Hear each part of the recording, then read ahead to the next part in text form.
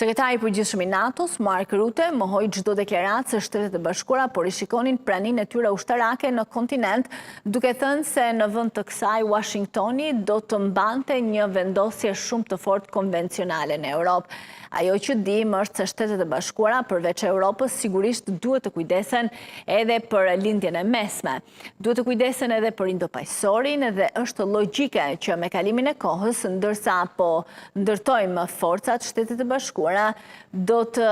drejtojnë shumë më tepër drejt Azisë, u tha Rutte gazetarëve në një konferencë për shtyp në Vilnius. Por jam i bindur se do të ketë një prani shumë të fortë konvencionale amerikane në Europë, pranë pranisë bërthamore, shtoi shefi NATO-s, duke folur në kuadër të samitit të Vilniusit me formatin e 9 të Bukureshtit, B9 dhe vendeve nordike.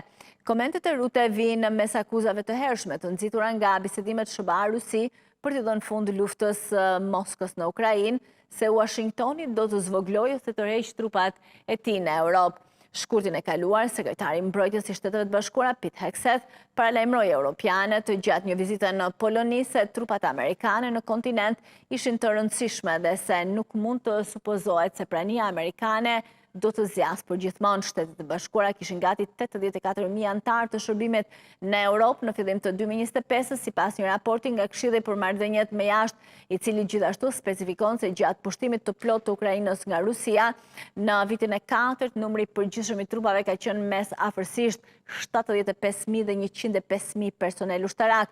Në Vilnius, presidenti Lituanisë i bëri jehon deklaratave të Rutte, duke thënë se nuk ishte marrë asnjë tregues për një tërheqje ose reduktim të trupave amerikane në Europë. Presidenti i Lituanisë tha se deri më tani kishte 1.000 ushtarë amerikanë që qëndrojnë krah për krah me ushtarët e Gjermanisë, Norvegjisë dhe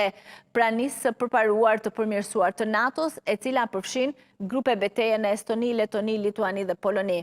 Jemi të gatshëm të rrisim këtë numër nëse ka vullnet politik nga administrata amerikane,